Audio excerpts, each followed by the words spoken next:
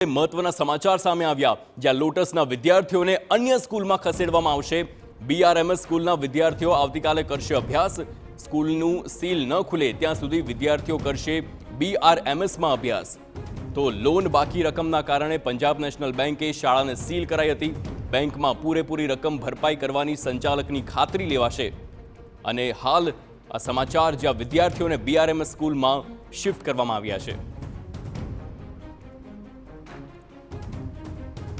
તો અગાઉ પણ સ્કૂલને સીલ કરાતા વિવાદ સર્જાયો હતો।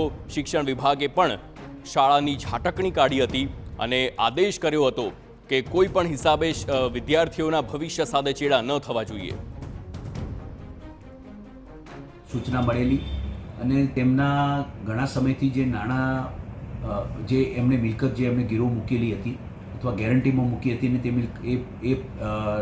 લોન લીધેલી હોય તે ભરપાઈ ન કરવાથી તેમની મિલકત સીલ કરવા બાબતે પંજાબ નેશનલ બેંકને સૂચના મળેલી અને પંજાબ નેશનલ બેંક દ્વારા આ શાળા જે છે એને સીલ કરવામાં આવેલી હતી। તાત્કાલિક અસરથી અમે શાળા સંચાલકને કારણદર્શક નોટિસ આપી અને વૈકલ્પિક વિદ્યાર્થીઓની વ્યવસ્થા, શૈક્ષણિક વ્યવસ્થા કરવા બાબતે અમે શાળાને જણાવેલું। શાળા દ્વારા ગઈકાલે ખુલાસા સાથે ઉપસ્થિત રહ્યા અને તેઓએ તમામ નાણાં ભરવા બાબતેની તેમની તૈયારી બતાવી અને બેંકમાં નાણાં ભરવા માટેની કાર્યવાહી ગઈકાલે શરૂ કરી છે।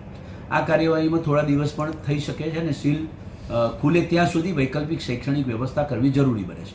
એટલે અમારા શિક્ષણ નિરીક્ષક દ્વારા નજીકની 3 શાળાઓમાં તેમની જે અલગ અલગ વિભાગો ચાલે છે, 9 થી 12 ગ્રાન્ટેડ ચાલે છે, 1 થી 8 જે ચાલે છે, એમાં 1 થી 5 અને 6 થી 8 એમ નજીકની 3 શાળાઓમાં અમે આ વૈકલ્પિક વ્યવસ્થા કરવાનું નક્કી કર્યું।